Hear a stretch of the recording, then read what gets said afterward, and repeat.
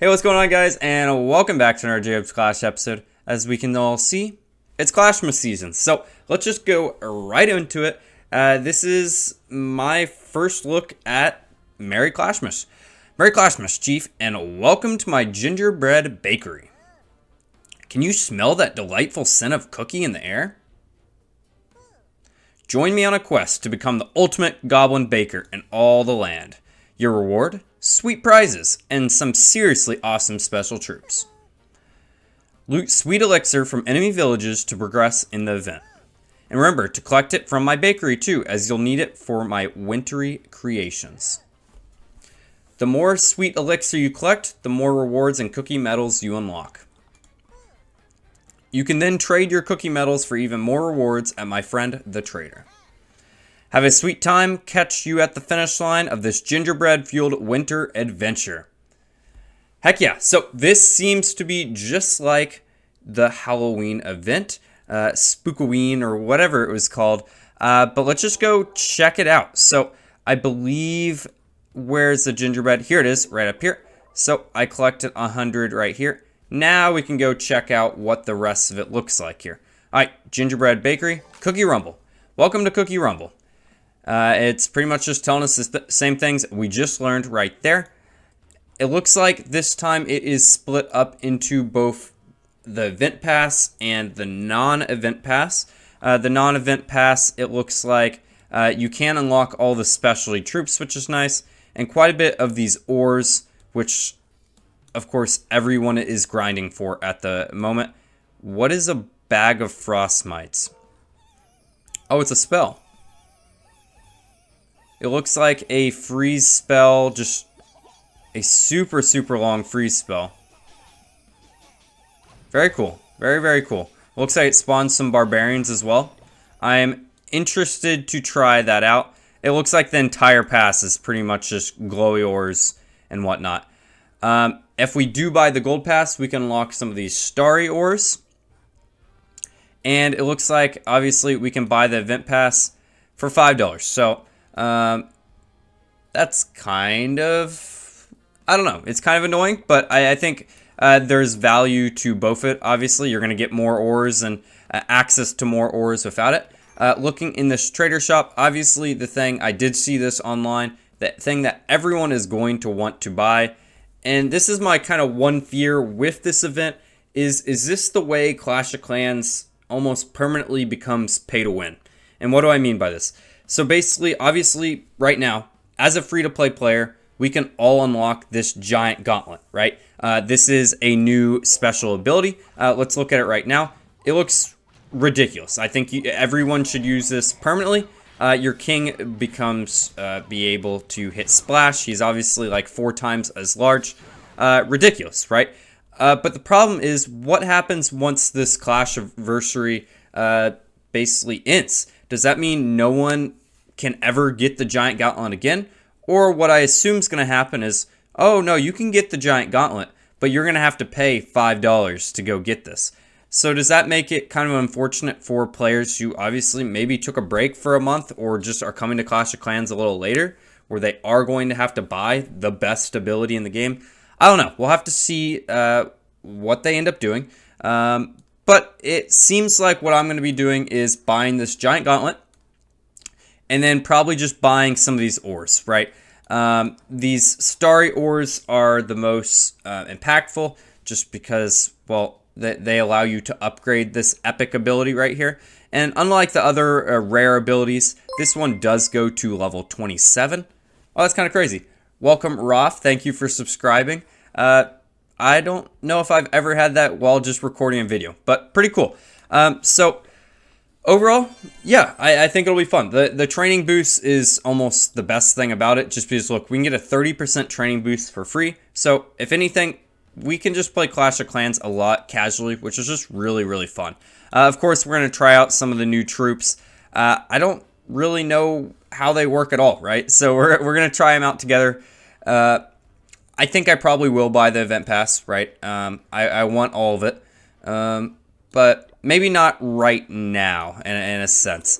Overall, what have I been working on the main base? This is kind of almost a series now, right? This is my main focus, kind of taking a little bit of focus off the Let's Play, Fix That Rush, just for the time being, right? I'm playing them a little bit in the background, but I want to make sure this main account, well, stays max in a sense. So, obviously, since last time, we started upgrading all these buildings, and that's the thing, with a Town Hall 16, and the later upgrades, they take forever, right? So we still have 6 days until we unlock the Root Riders, the Ricochet Cannon still being placed, and I've also, at the same time, upgraded the Blacksmith a couple times. What I have found via testing and via watching other videos, I personally think for my strategy, Queen Walking, I think basically using just kind of the OG is pretty much the way to go, which kind of stinks.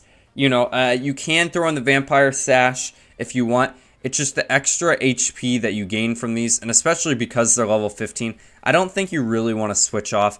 Archers, you can kind of switch it up a little bit, other than you can never get rid of this invisibility. Right? The invisibility is just clutch, right? It basically gives our queen a second life. I haven't really seen much of any strategies using the arrow. The Grand Warden's where it gets really interesting. I think you can easily take away the passive ability of the increased HP, and once you unlock the Healing Tome, I think that's the way to go, right? I think the invulnerability of what is the max or level 15 ability right here, 9 seconds, being invulnerable for 9 seconds, and then at the same time when you pop that ability, getting the Healing Tome and healing all the way up to probably max HP within those 9 seconds. And then still after that, having, what is that, 7 additional seconds where we're just having passive healing. That's pretty absurd, especially for any form of Queen Walk. And we're seeing that right there with the Hog Riders. So imagine, they are invulnerable to HP and they're all the way back up. We are easily going to be able to charge through Town Halls with this. Again, it's hard to test when you don't have it, right? But from watching other people play, that seems the way to go. So I'm kind of going to turn my focus away from upgrading this sash right here and instead start upgrading this Healing Tome once my Blacksmith gets to level 6.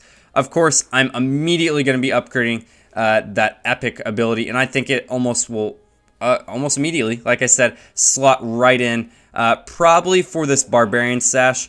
But because think about this. A Barbarian, a Super Barbarian that can hit AoE, and he's raged up and hitting faster. I don't really know how you can beat that. And with that being said, let's just go into a war attack, right? We've basically talked the new event, and I assume in wars we can get some of this medals.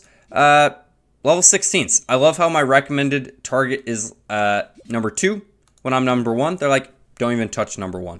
You don't even want to touch it. We'll try it, obviously. Oh, jeez. Okay. This is the most leveled up base I've ever seen, so I'm kind of scared to see what level 1 is. At least where I am in trophy count, people aren't gymming. These people are definitely gymming. So here is the strategy I'm using right here. It's basically just a hero dive in a sense right here. I do need the log launcher. It looks like I have the log launcher equipped. Let's give it a go. I do want to change my clan castle real quick. I don't really want 9 Hog Riders or whatever the heck it was. I think instead I am going to throw in some Yetis, right? Because we are going to use that log launcher to try to get into the base. We're going for 3 stars, of course, but I'm kind of thinking it's going to be a 2-star. We'll have to see, though. What else do we want in here? 6 housing space. Isn't a Super Barbarian that? Yep, there it is. I know, kind of simple Clash math.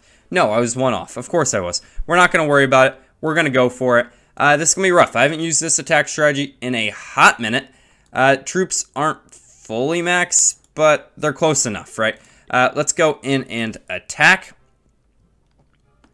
And I'm going to boost the heroes. I don't really care about boosting the troops. The majority of my troops are maxed out. Okay, where do we want to queen walk to? I think, well, we're not queen walking. Remember, Jacob. We are going to attack from the opposite side over here. We're going to start the funnel with 1 Yeti right here, 2 Valkyries right here, and then I'm going to throw down the king siege right there. And we need to try to get into this base as quickly as possible. I'm going to throw down the queen as well. Come on, come on, come on, come on. Get into the base. This is looking fun. I'm liking the way this is looking. The ricochet cannon is going to be kind of unfortunate, I think. But everything is going the way I want it to at the moment. We're going to rage right here. It popped a little bit sooner than I would have liked, but that's fine. As long as we can still get into this core of the base here. Alright, now it is time to start the rest of the raid. I need to make sure this is on ground, sending in the royal champion as well. We need to make sure this king and queen stays alive if possible. I am going to freeze right here on this scatter shot. And this is where the healing tome would come in clutch. We obviously do not have it at the moment. We are going to place down a... we're going to use our warden ability right there. I know I'm kind of not talking much because I'm confused myself of what the heck's going on. The Raged King is doing some work over there. We are going to rage one more time right here. We are going to freeze right here. Royal Champion basically needs to get this Town Hall down. She has to, right? I think the invisibility pet is going to help us immensely here. Hopefully that's enough. We're going to throw her Seeking Shield as well. Do we have enough cleanup for the back end? It's not looking good, right? It was a very valiant effort, especially for the first time using that on a wall. I think looking back, now that we can talk about different hero abilities and whatnot, I think the Earthquake ability for the king would have been so much better for this attack strategy. Why is that? Because then we would have got into the base a little bit easier there, and he wouldn't have beat on a wall. It kind of just makes sense why we would have brought it, right? Especially if we're not using him on the outside of the base. We can take away the barbarians right there. 79% 2-star. Not too terrible. I'm kind of scared to see what number 1 looks like. There are 5 of those starry orbs right there. Hopefully. Please, Jacob, did you train a second army? Moment of truth. He did. He is awesome. Speaking of myself in the third person. Let's go. And once again, very scared to see what this looks like. I just talked about it. We might as well change it, right? We can change our king's ability up here in the equipment. We're going to turn the Earthquake Boots instead of the Rage. And that looks good with me.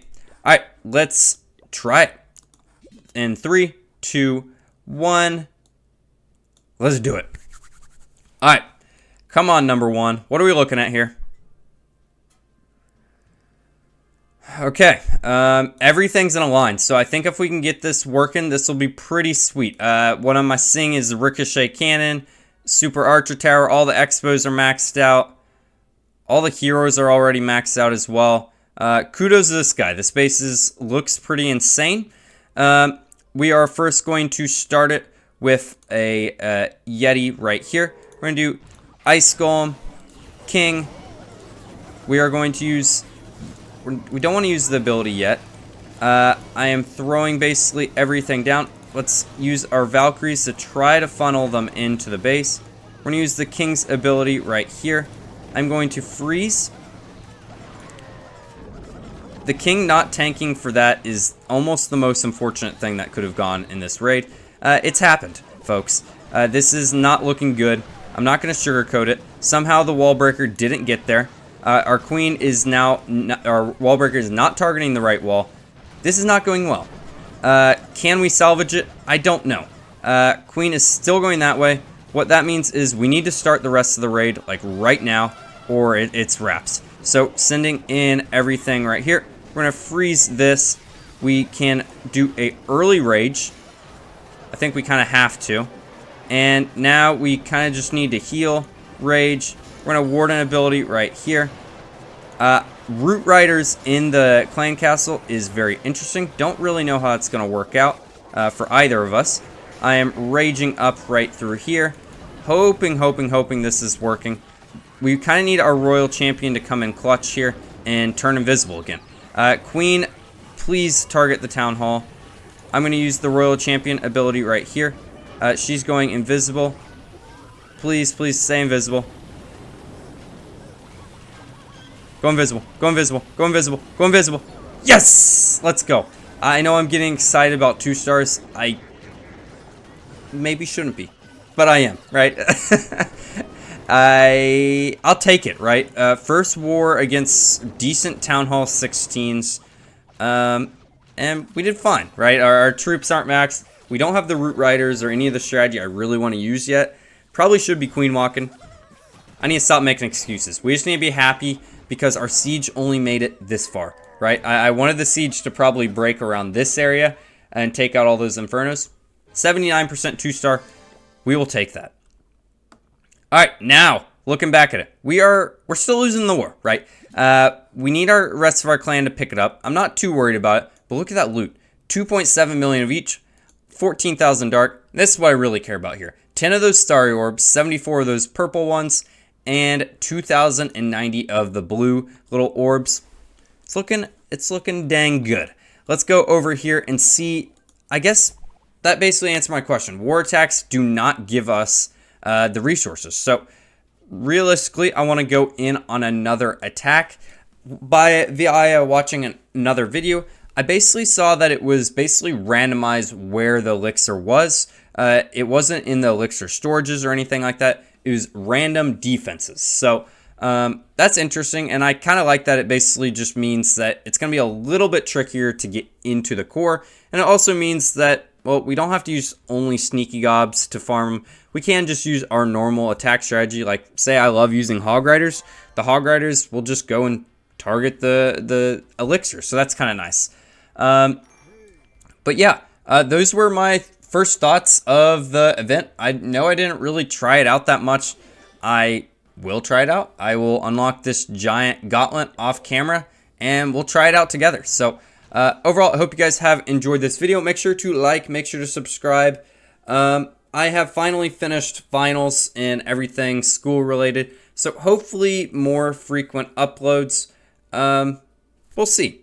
I don't know. I'm just doing it when I'm having fun with it. So I will see you guys next time. As always, I am Jacob. Have a great day. Goodbye.